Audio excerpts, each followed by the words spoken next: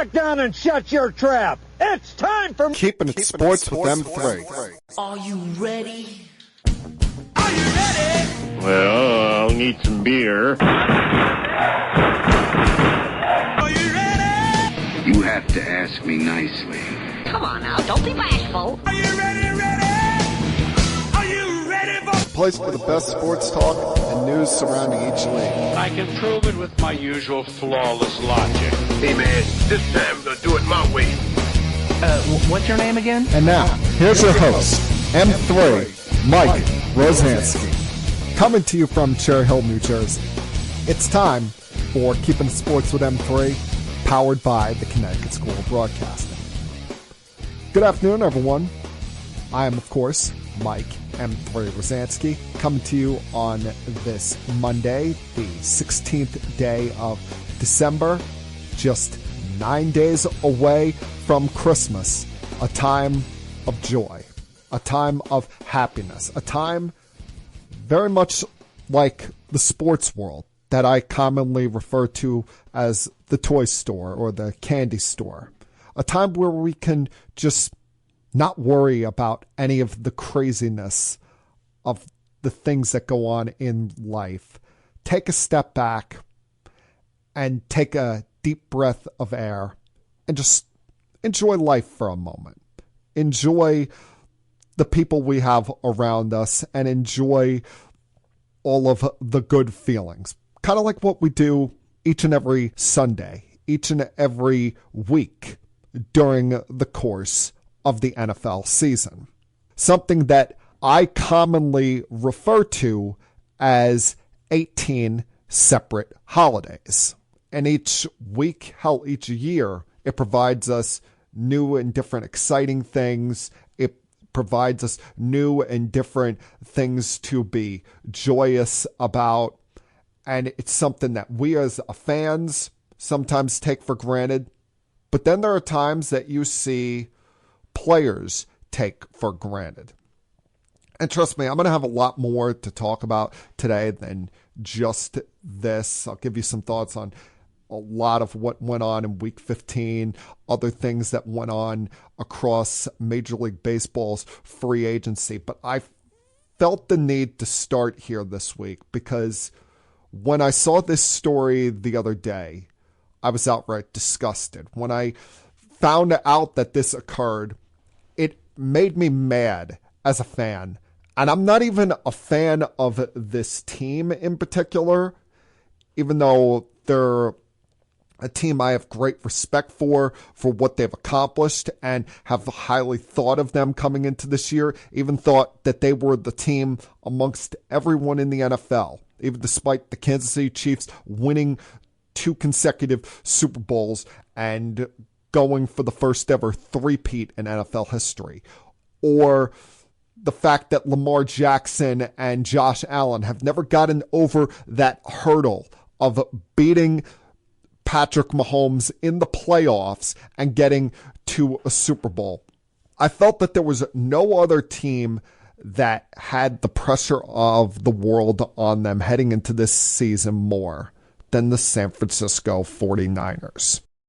And for one reason or another, things have not worked out for them this year. That's why we sit here today with them at 6-8, their postseason hopes on life support. And in all likelihood, the last time we're going to see this group of players together when you consider they've got to sign Brock Purdy this coming off season. Guys like George Kittle are getting up there in age. McCaffrey was injured a lot this year. There's a lot of guys on that defense that are due new contracts, including one that they had not had all season long, and that being Dre Greenlaw, who was not just one of the best players on that team, but one of the emotional leaders of that team. They lost him back in the Super Bowl when, in a really flukish moment, I think it was early in the second quarter, but I could be wrong. I know it was in the first half. he's running back onto the field for the 49ers' next defensive drive, and he falls to the ground with what we would later find out was a torn Achilles. And I'm surprised that he's already ready and back able to play, because that's an injury that usually takes up to a year for a player to return to the NFL. But he finally made his return last Thursday night against the Los Angeles Rams, a game that was more or less a need to win kind of situation. You can't say must win because it wouldn't have eliminated the 49ers from playoff consideration, but it was a game that if they wanted to stay alive for the NFC West, because I truly believe that division is only going to get one team out of it, they needed to win this game. They needed to find one way or another, by hook or crook, to get this game done. And while it was a sloppy game throughout, neither team was able to see the end zone.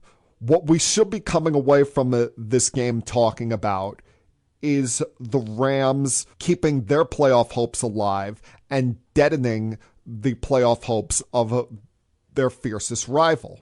But no, we're coming away from this game talking about the selfishness and the immaturity of a player, that being Vondre Campbell.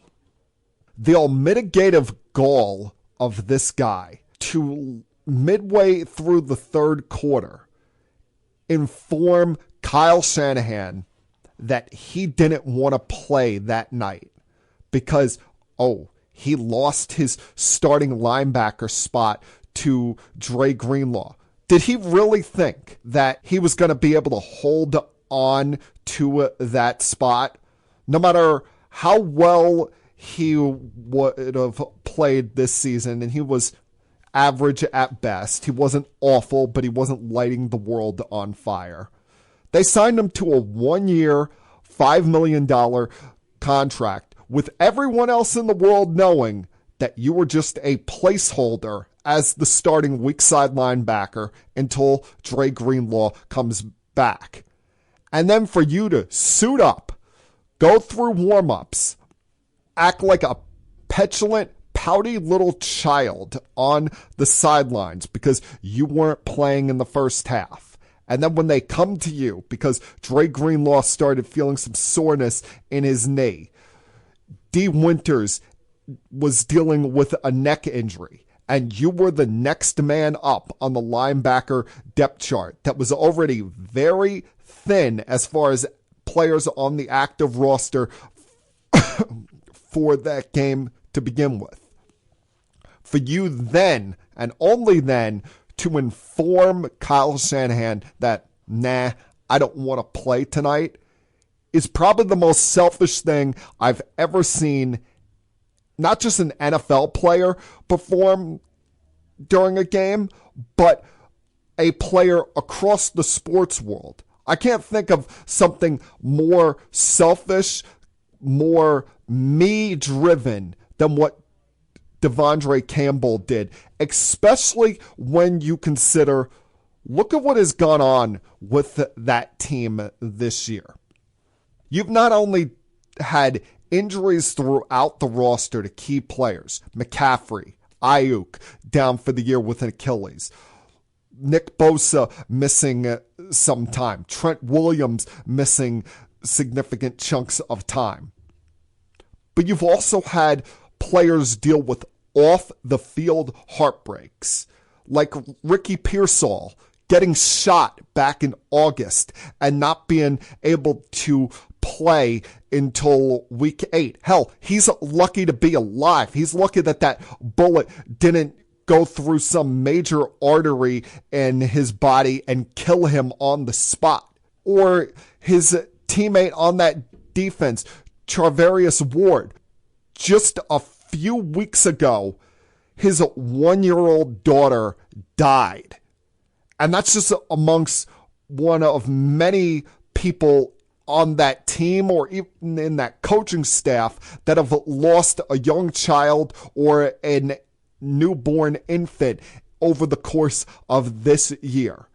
And you're going to sit there, pout that you're no longer the starting linebacker, refuse to enter the game, and then walk out on your team. The 49ers did the right thing. The only thing they could do today. They didn't cut him because that would have been rewarding him. That would have given him the opportunity to go to another team. They suspended him without pay and saying, hey, if we're not going to the playoffs, then your ass is going to go sit at home for the rest of the season because we don't want you around. We don't need your bad attitude around, especially with everything that's gone on with that team. You know it's a bad situation when even the general manager, John Lynch, has to come down to the field, confront this guy, kick him off the sidelines, and then confront him again in front of the locker room, telling him, you're not going to stay around and wait for this team. Otherwise, they're going to come back in here and kick your ass. Hell, you saw the look on George Kittle's face afterwards. How disgusted, how sick to his stomach this made him feel, seeing one of his teammates pull this kind of action. You had 52 other men that went out there with a heart and desire to want to play for their brothers and try to win a football game, realizing the privilege, the gift, the God-given gift it is to be an NFL player. And you're going to pull this nonsense? He's going to be a free agent after this season. I hope, I pray that no one picks him up. I hope that his NFL career is done after this, because there are hundreds of guys out there on the streets right now that would kill for that opportunity, that would kill for the opportunity to get their time to shine on TV as a professional athlete. And to see someone do this is just outright disgusting. It's one thing if he was sick, he had some kind of injury, or if there's something personal going on in his life that he had to step away from. But for you to quit on your teammates in the middle of a game, say that you don't want to go in and play, you didn't feel like playing that night, when they listed you as an active player, shame on you, Vondre Campbell. I hope your NFL career is done. And it's a shame that is where I have to start today. It's a shame that is what is hanging over the NFL. That was the major focal point, the major story, at least heading into Sunday, because you have so much going on in this league right now. You have so many great stories taking place in this league right now. Like, take for example, Josh Allen's race for the MVP, or should I say one-man race, because as great a years as Saquon Barkley is having, or Lamar Jackson, or Derrick Henry, there's no real competition for the MVP right now. It's Josh Allen, everyone. It's his world, and we're all just living in it. Not just the heater he's been on the last 2 weeks, where he has almost 900 yards of offense by himself, 10 total touchdowns, a ridiculous 93 QBR. But you're just seeing a different player out of him this year. Not someone who's sole focused on one wide receiver. He's able to distribute the wealth around to make plays with so many different guys. Hell, one of his best plays yesterday against the Lions actually turned out to be a play that got called back via penalty, when he's running with the football and just flat out two-hand touches the ball over a defender's head to an open receiver in the end zone, and you're like, damn, that would have been an amazing highlight to watch for years to come. But that was a very much needed win for the Bills yesterday. Yes, their defense gave up 40 points again. But when you have a great talent like Josh Allen, who's able to match and overcome his defense and is on one of the great quarterback hot streaks we've ever seen, you're able to overcome that. And listen, McDermott knew that this was going to be a war throughout, that he was not going to be able to just settle for field goals. That's why you saw him pulling some things out of the Dan Campbell playbook, going for it on a 4th and short at midfield that extended a drive with a long pass to Ty Johnson. That extended the drive for one of James Cook's 2 touchdowns on the day. And they were able to keep piling on points on the Lions when, listen, the Lions, they didn't have a bad offensive day for themselves. They had a total of 500 yards of offense in their own right. Jared Goff played a pretty damn good game. But this Lions defense is utterly destroyed right now. They're missing so many guys. They lost 3 more players yesterday, including losing their defensive tackle McNeil to a torn ACL. They're now without Carlton Davis with a broken jaw. They've lost 16 total players on that defense alone due to injuries, including their cornerstone player, Aiden Hutchinson. You knew it was just a matter of time that nutrition was going to catch up with this Lions defense, no matter how great that they have been playing so far this season. That's why I'm not going to get on Dan Campbell for his decision in the second half to kick an onside kick. This is where it comes up that I kind of hate the new kickoff rules with the NFL because it takes away the surprise of the onside kick. Now you got to go back to the old format of kicking, and the opposition knows that it's coming. He saw his defense. He saw how beat up they were. He realized that, you know what, if I'm going to get back within 1 score here, I'm going to have to steal a possession. Because every time they got within 1 score in the first half, Josh Allen had an answer.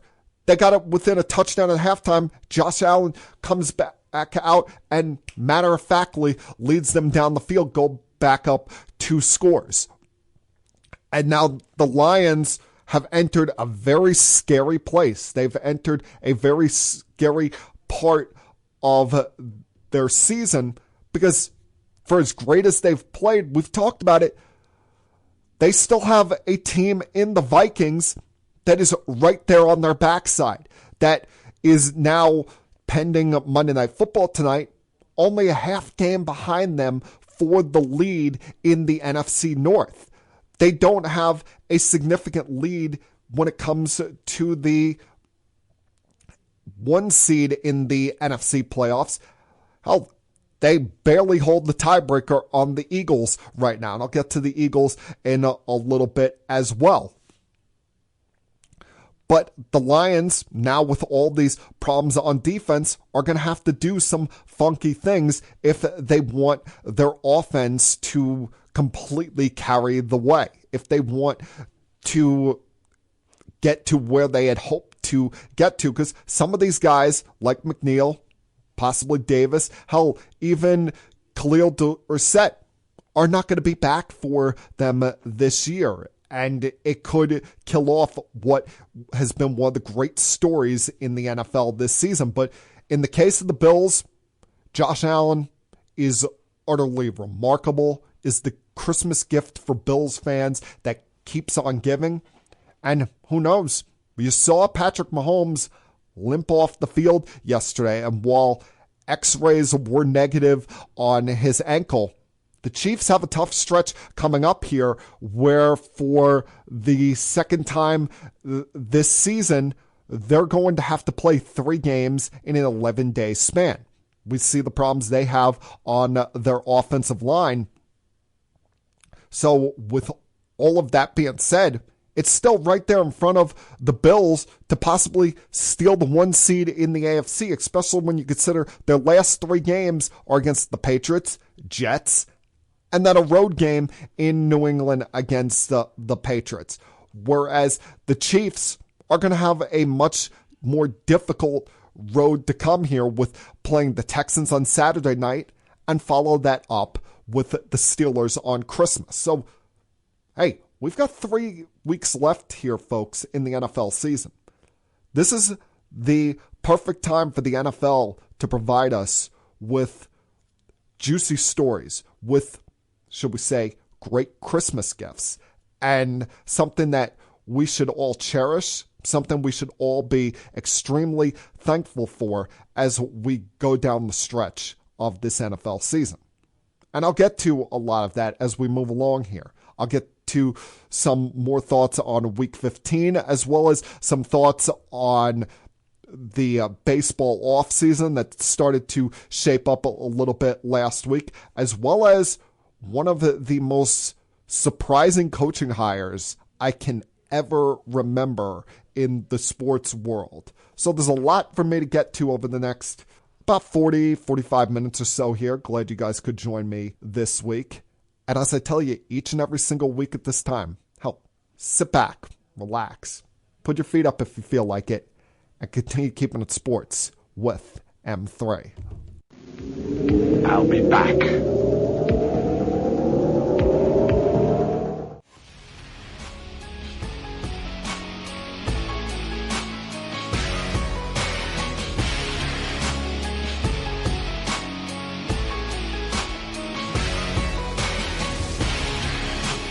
It's about damn time that this Major League Baseball off-season really started getting going.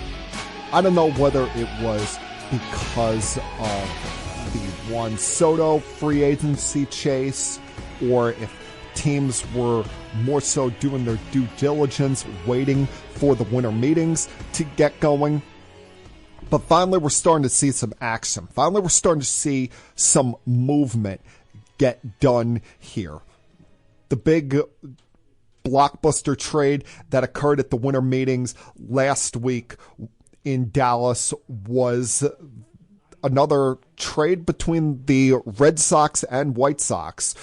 You know, raise your hand if you've heard this before, but the White Sox trade a talented ace caliber left-handed pitcher to the Boston Red Sox for multiple prospects.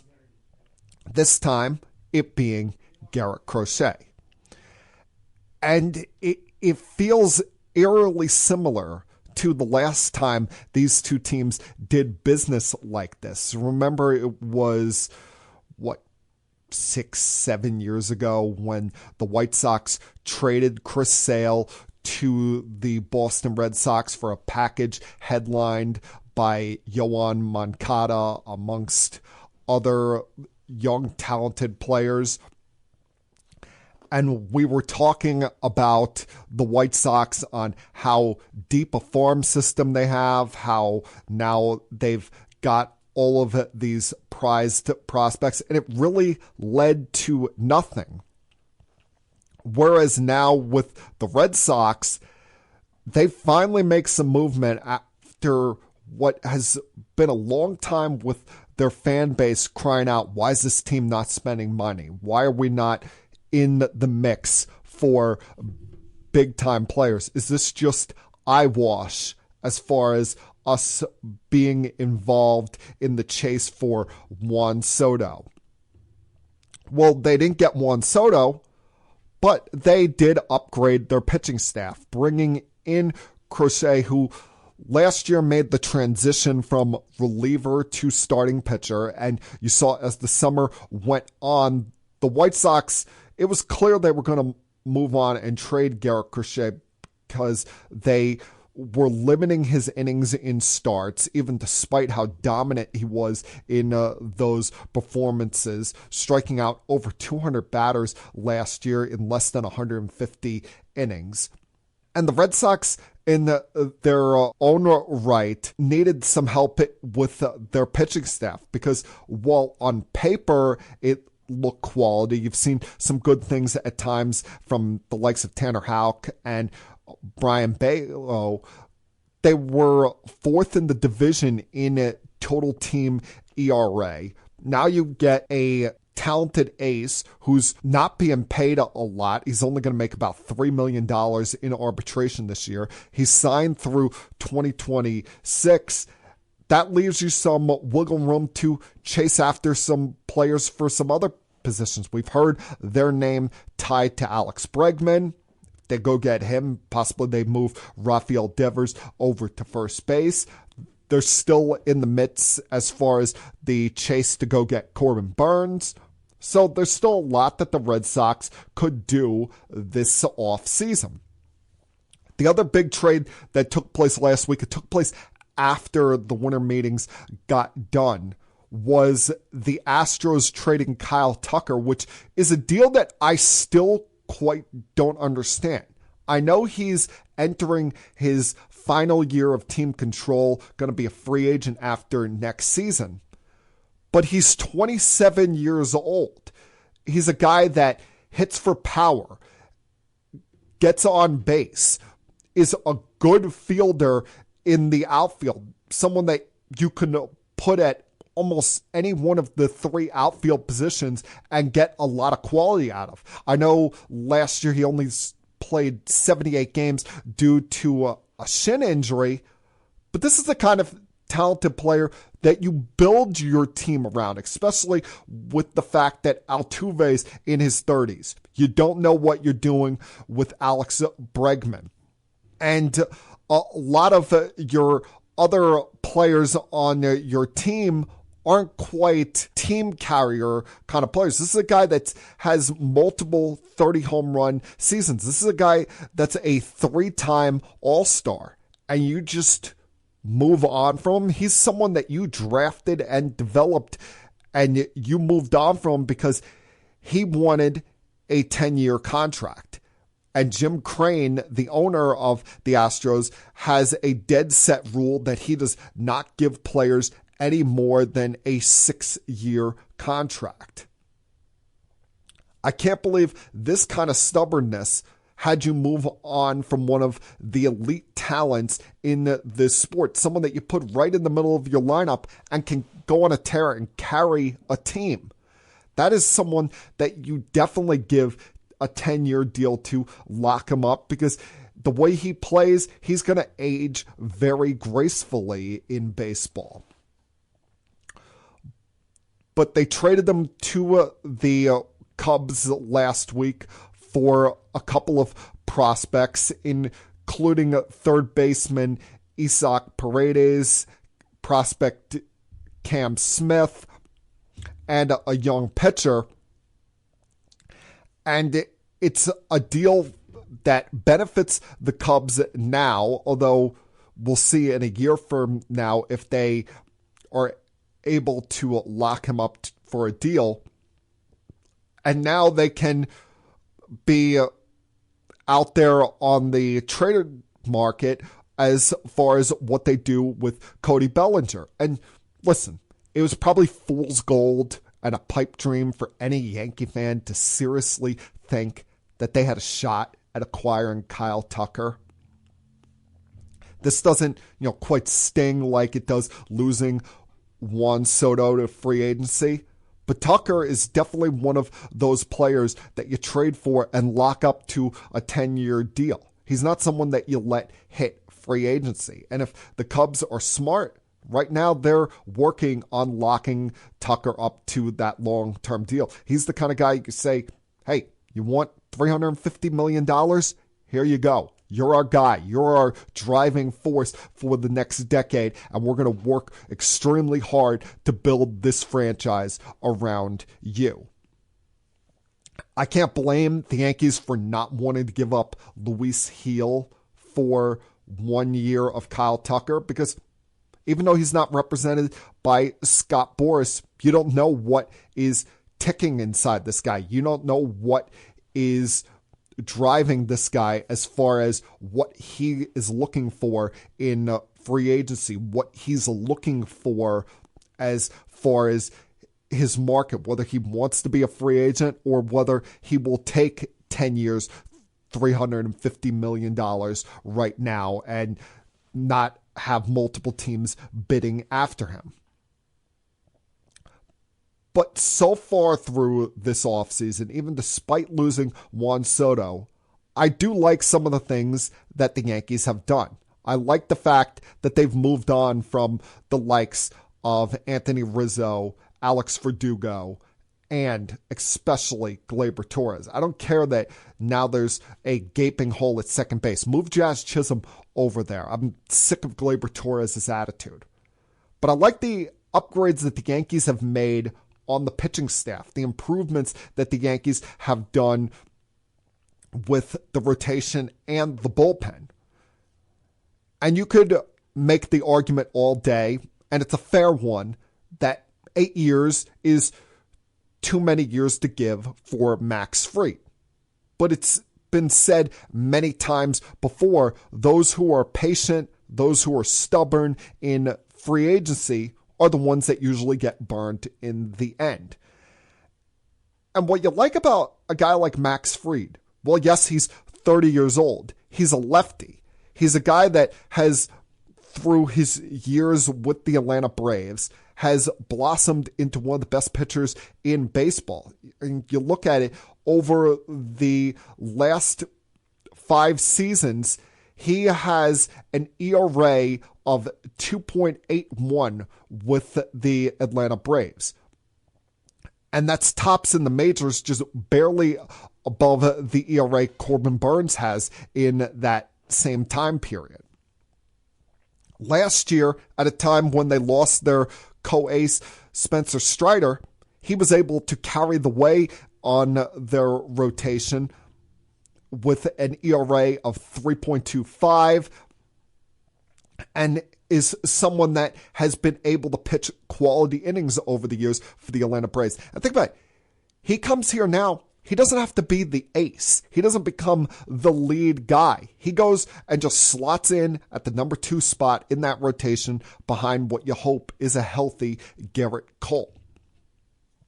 Like I said before, he's not a guy that throws incredibly hard, but he's someone who throws strikes, pitches innings, and gets a lot of ground balls.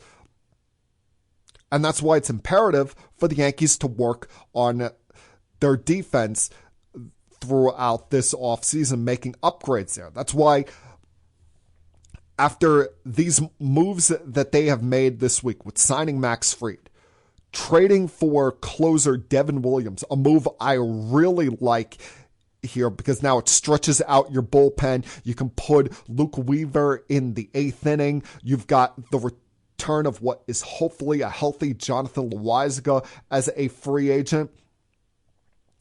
In making this trade, you trade away what projected to be your 7th starter, Nestor Cortez. You trade away a young player in Caleb Durbin who was kind of hyped up through what he did in the Arizona Fall League by Yankee general manager Brian Cashman and manager Aaron Boone. Now that still leaves second base open to move Jazz Chisholm over to there, a position that I think he's at his best at. You go out there and search for some quality defense at third base, and hopefully you're the ones that reap the benefits of the Kyle Tucker trade to the Cubs and can go out and get Cody Bellinger from them, put him either in center field or at first base, and improve your defense that way. Because it wasn't pitching that killed the Yankees last year. It wasn't even, despite Aaron Judge's struggles in the postseason, their offense that truly was their problem. It was their defense that did them in. Whether it be laziness by Gleyber Torres, the fact that as remarkable an offensive season as you saw from Juan Soto, as you were treated to by him, you still had a black hole out there in right field defensively.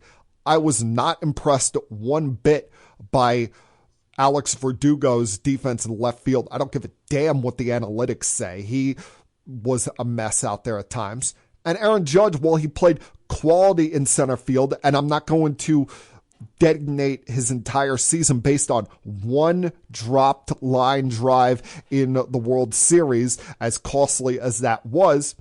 We know he is defensively one of the best right fielders in the game.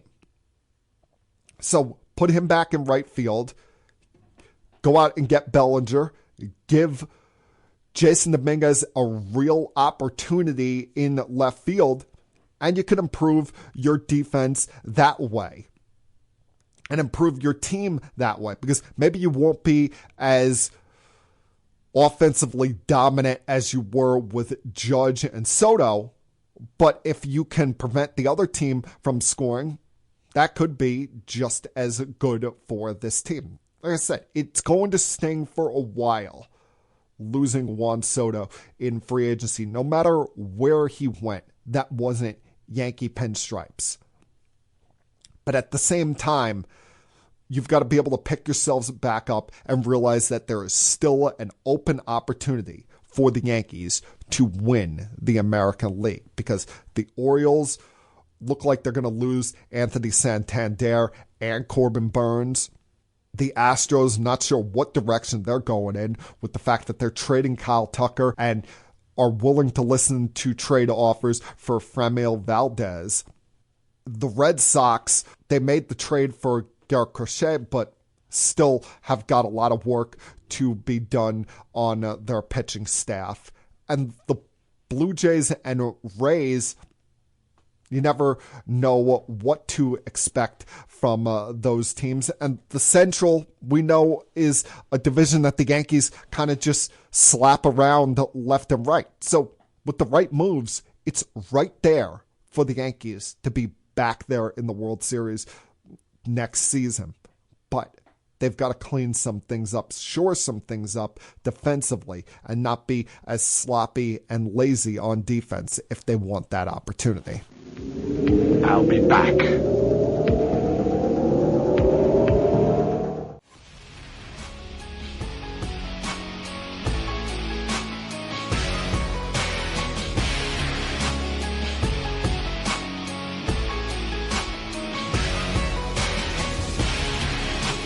Well, I guess the Philadelphia Eagles are the ones that kind of have the last laugh on all of us, are kind of the ones finger pointing, joking at us today after what was an incredibly dominant victory over the Pittsburgh Steelers. And winning can cure all ills. Because think about the last week for them. They're coming off of a sluggish performance against the Carolina Panthers. And afterwards, you have the controversy where A.J. Brown is questioning the offense, in particular, the passing offense of Jalen Hurts. And you have this entire week where Brandon Graham is going on either podcasts or radio shows like WIP in Philadelphia, talking about how they're not as close as they used to be, and there's somewhat of a divide between those two. Everyone questioning whether Sirianni has a problem with controlling this locker room. And they go out there in the Battle of Pennsylvania and absolutely kick the Pittsburgh Steelers' ass in a game that maybe Saquon Barkley wasn't at his most remarkable.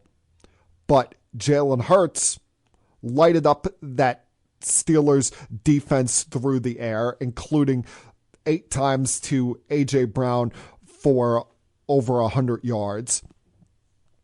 And their defense, once they got a lead, just pinned their ears back and shut down Russell Wilson and that less than stellar offense of the Steelers. I mean, you think about this with the Steelers, and I've kind of been quiet about them the last couple of weeks. I've kind of kept my mouth shut on them. But you watch this Steelers team, and there's nothing remarkable that they do. There's nothing over the top exciting about them. They don't have really that one definitive tone setter on offense. There's been a lot of times where Russell Wilson has just chucked it up and they've been able to win some 50-50 battles against some less than ideal, should we say, or less than competitive opponents. Maybe some teams dealing with some injury problems in their secondary. But there's nothing overly exciting about the Steelers offensively. They've been able to win games defensively. And yesterday, their defense got lit up. I think if not for the fact that Nick Sirianni has immense respect from Mike Tomlin, then at the end of that game, he would have just decided to light up the scoreboard and rather than take a knee after the 2-minute warning, gone in for another touchdown, really just shoved it down the Steelers' throats. And we mentioned before all of the problems with the Lions. This victory sets up a clear path for the Eagles when it comes to winning the 1 seed in the NFC. Because they're going to likely lock up the division this coming Sunday against the Commanders. The Commanders who's just barely got by the Saints. And had the Commanders lost yesterday, it would have been one of the more ridiculous screw jobs in recent NFL history, with the refs stopping the clock for no reason with 9 seconds to go on a catch in the middle of the field when the Saints had no timeouts remaining. But you've got the Commanders coming up down in Washington this coming Sunday, where half that crowd is going to be Philadelphia Eagles fans, despite how good the Commanders have been this year. There's going to be a lot of fly, Eagles fly, a lot of City of Brotherly Love representation down in that building. But after that, you've got 2 home games against the Cowboys and the Giants to close out your season. You win out. You got a great shot at winning the 1 seed in the NFC, because unlike with the Lions, who in week 17 or week 18, have got to go up against the Vikings, you don't have that overly daunting task in front of you like the Lions are going to have to deal with, and you don't have any major injuries to deal with on this team. So while they had this little bump, and they've had 2 of those this year with Nick Sirianni getting in the jousting matchup verbally with a fan, and now this little talking point here for a week between Brown and Hurts, things are looking up there right now for our friends in the City of Brotherly Love. Now, as far as the Steel City is concerned, the Steelers might have opened the door for the Ravens to take back the AFC North, because they got the Ravens coming up on Saturday, and they're amongst the 4 teams that are going to have to play 3 games in an 11-day span. That's why I get so annoyed. It drives me up the wall when I hear the Chiefs players like Chris Jones and members of the Chiefs fan base bitching and moaning about the fact that they got to play 3 games in 11 days. Hey, newsflash, 3 other teams have to do the same thing. You think the Ravens, Steelers, or the Texans want to do that? No. So get the hell over yourselves. That's the cost of being a good team, that you're going to sometimes have to play some of these games on streaming services on holidays. You don't want to go through that? Then stop winning Super Bowls. But at least all of those teams, as we stand here right now, they're going to be in the postseason. They're going to be playing in the month of January. That dream has probably died for the Miami Dolphins. It died a slow, painful death yesterday, as the Miami Dolphins lost what looked like on paper a winnable game against the Houston Texans. They had all their weapons available to them. They had a defense that held up pretty well against C.J. Stroud and company. But Tua Tagovailoa picked the wrong day to have his worst performance of the season. It seemed like every time he threw the ball down the field, he was getting picked off, and all three of his interceptions were on long passes down the field to Tyreek Hill. He has that fumble in the second quarter that set the Texans up to take the lead, throws an interception right before halftime to give the Texans a chance to go up by a touchdown before the break, and then throws two deep interceptions in the second half that pretty much killed their chances because, like I said, Texans did nothing spectacular offensively. They didn't have to. Their defense carried the weight for them and just decided, you know what? Tua's going to keep turning the football over. We're going to take advantage of this. And now the Dolphins, if they want to make the playoffs, they're going to have to win out and probably hope that the Chargers collapse, that the Chargers are the team that they chase after. Because all this time we're thinking, oh, it's the Broncos they got to catch. But the Broncos, despite having Bo Nix throw 3 interceptions yesterday, took advantage of a very sloppily played game by the Colts, a game that was not cost by the interceptions of Anthony Richardson, but by the stupidity of one of their best players. I still don't get what is the obsession with these players in wanting to showboat with their touchdown celebrations so early that you have Jonathan Taylor spiking the football at the 1-yard line on what should have been a easy given touchdown for the Colts. They would have taken a 10-point lead at this point. And instead, as he's running into the end zone, he spikes the ball down at the 1-yard line. The ball rolls out of bounds and right to the Denver Broncos possession goes. A weird rule, something I'm still not in agreement of because no one on the Denver Broncos recovered the football. But it just began what was a very, very disheartening second half if you're a Colt fan. A very sloppily played second half. Probably cost them any chance at making the playoffs. Now with the Broncos having the tiebreaker edge over them. And both the Colts and the Dolphins are going to have to play scoreboard watching for the remainder of this year, not just hoping they win out, but hoping that the Chargers continue having bad performances like they did yesterday when they got dusted by the Tampa Bay Buccaneers.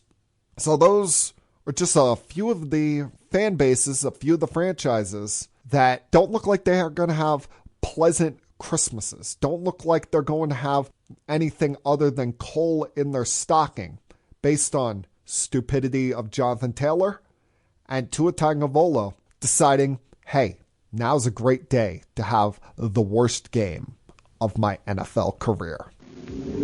I'll be back.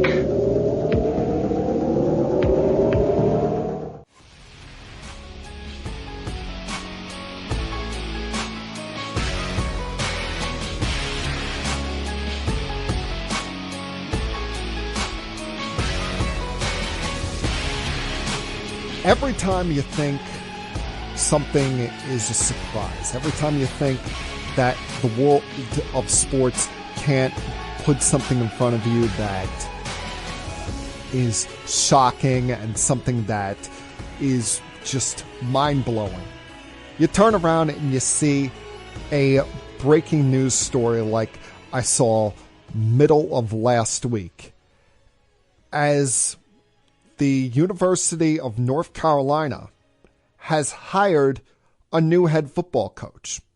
That being arguably the greatest head coach in NFL history, Bill Belichick. Around the time that I got done recording last week's podcast, there started to be news about this, that Belichick was talking to UNC about their head coaching opening, and I'm thinking, no, there's no way Bill Belichick is going to take a college head coaching opportunity. He's an NFL head coach, and at 72 years old, you think that he's going to want to be, despite being a young 72, going around on the recruiting trail, recruiting young kids, dealing with boosters, dealing with the NIL deals, dealing with the transfer portal. Well, he's bringing in one of his former executives, Mike Lombardi, to essentially serve as the general manager of the Tar Heels program. He's also bringing along with him his son, Steven, who's been the defensive coordinator with the Washington Huskies for the last couple of years and is expected to not just have a role on that coaching staff, but be labeled as the head coach in waiting for whenever Bill gets done there. It's a very surprising choice. It's a very surprising opportunity that he decided to take. I think we all knew he was going to get back in coaching after this year, but I expected that to be NFL coaching. I expected that to be with one of the opportunities that may come up, but he probably looked around the landscape, has his people that back channel things, and realized a couple of things. Number one, maybe the Cowboys' opportunity does not come up. Maybe that job is not presented to itself, and he probably doesn't want to deal with Jerry Jones even if it does. Maybe the Giants is not a real possibility for him. And as we all know, this is a guy that is 14 wins behind tying Don Shula for the most wins by an NFL head coach.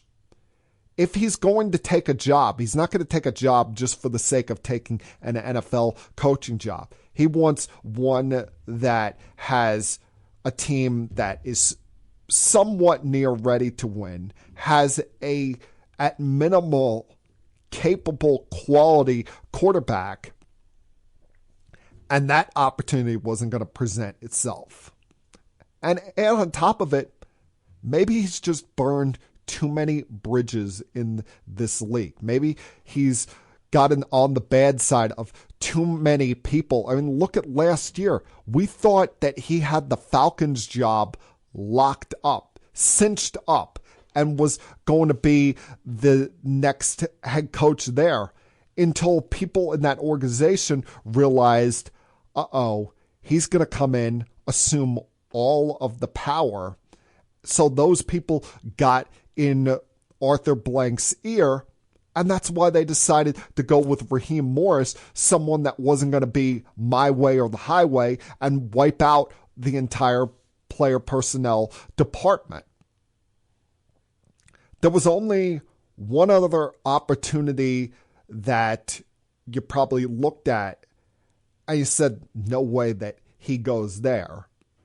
But surprisingly, he did reach out when it comes to my New York Jets. And the Jets turned him down, did not even really gauge real interest in him. Some think that it might have been just simple due diligence, but when you start seeing the reports from the likes of Connor Hughes and Diana Rossini, that it wasn't someone from Belichick's camp that reached out. It was someone, it was him himself. It was Bill Belichick himself that reached out to the Jets to see if there was any interest. And Woody Johnson turned him down. In a way, I'm glad that they did, and not but because of the idea that This man turned us down twice before and walked out on us in 2000 when he was set to become the head coach, then goes on and torments us for 2 decades with the Patriots. That's not it. I'm not bitter like Woody Johnson. But this is an organization that needs to build a foundation. That can't go with a quick fix, because you've seen the last couple of years with the Aaron Rodgers situation that the quick fix does not work for the Jets especially. They can't cheat the process. They can't cheat stages in the process. I know they haven't ruled out the idea of hiring a head coach before a general manager, but I don't want it where you have the head coach and GM on equal playing level with an even path to the owner. It needs to be head coach here, general manager here, and then the owner above both of them. Not where the head coach can go talk to the owner anytime he wants and could potentially be stabbing the general manager in the back. There needs to be a clear plan, a clear process through this all.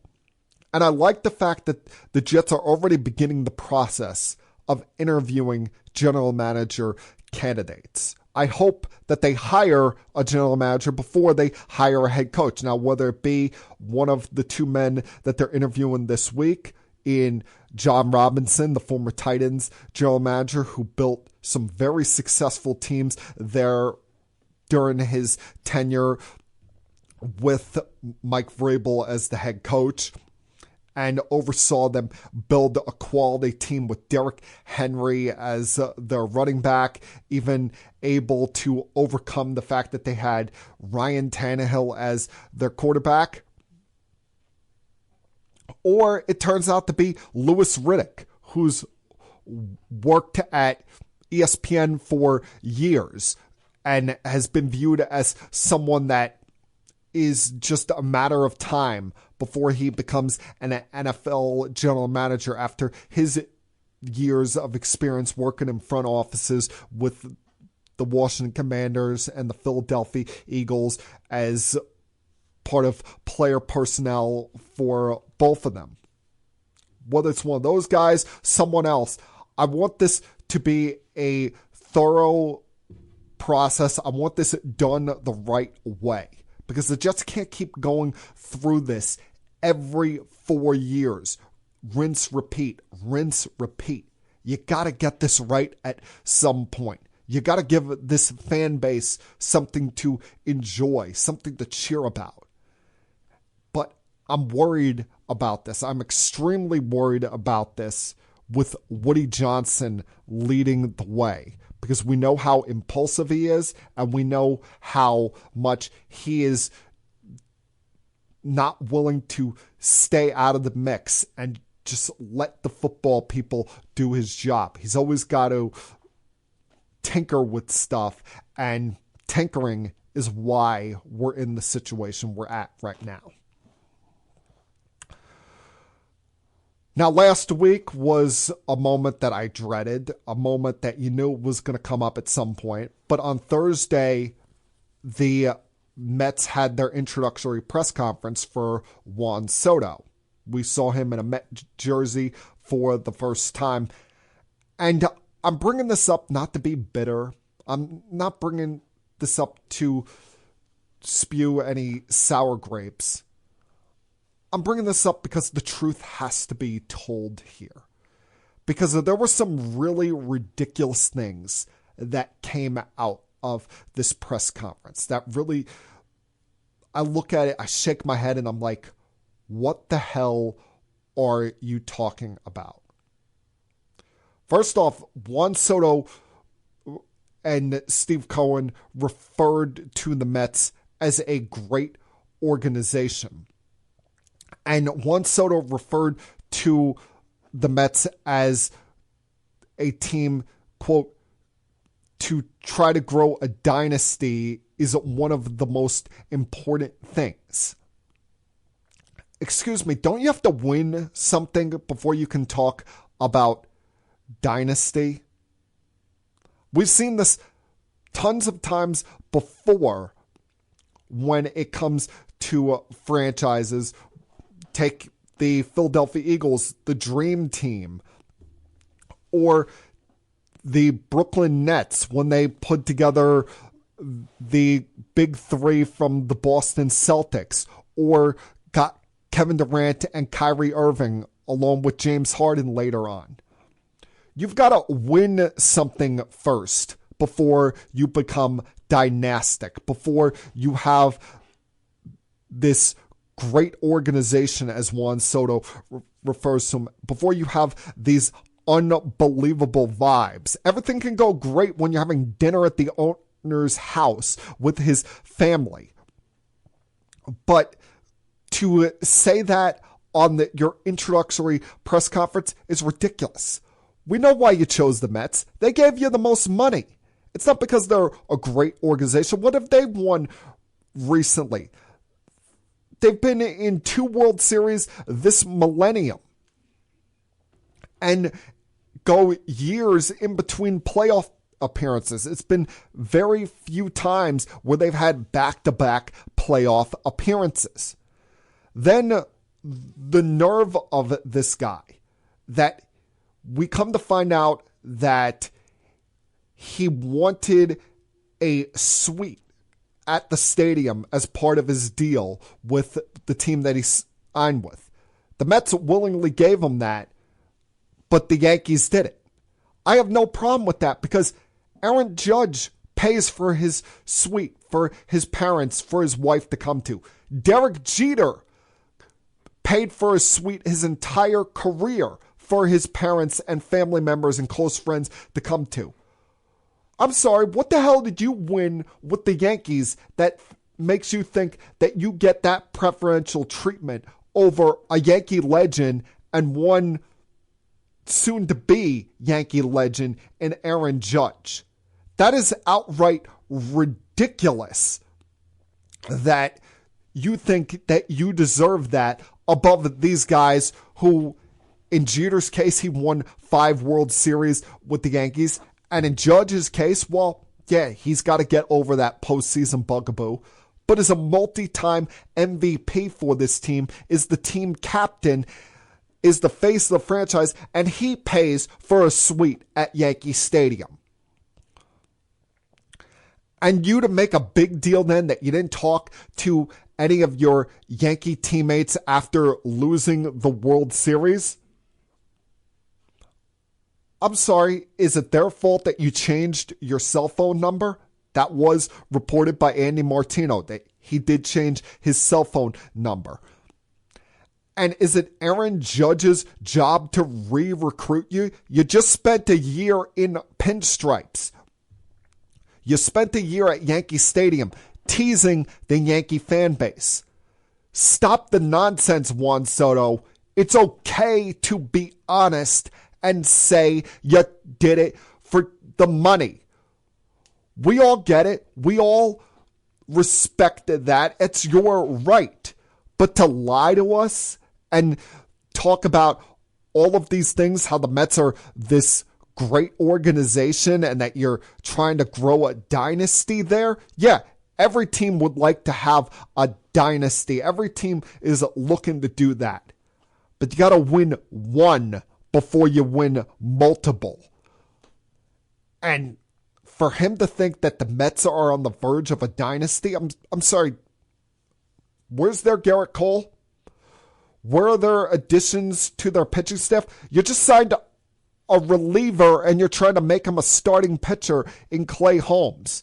You signed Frankie Montas, who has been largely trash in his career when pitching in anywhere but Oakland. You've got Kodai Senga, who spent most of last year injured.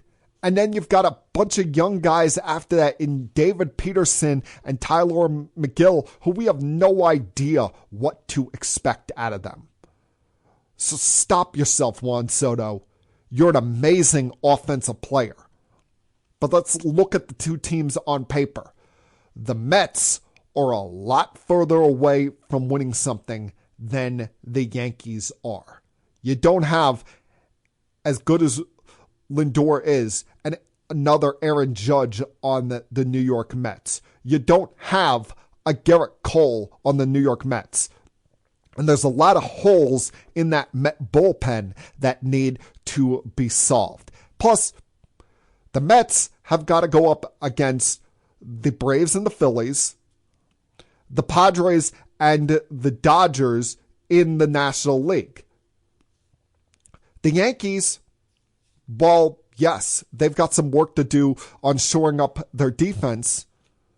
They just went to the World Series. And you're looking at teams all around them in the American League. Well, the Red Sox made the nice move in getting Garrett Crochet. The Braves are essentially going to be playing 162 road games this coming year. The Blue Jays are near facing the reality of their end of their time with Vladimir Guerrero Jr. The National League West is largely a mess, and the Central, the Yankees have knocked around for years. So really, ask yourself, what team is closer to winning? That's the Yankees. So everything Juan Soto said last Thursday, and this is not being a bitter, upset Yankee fan.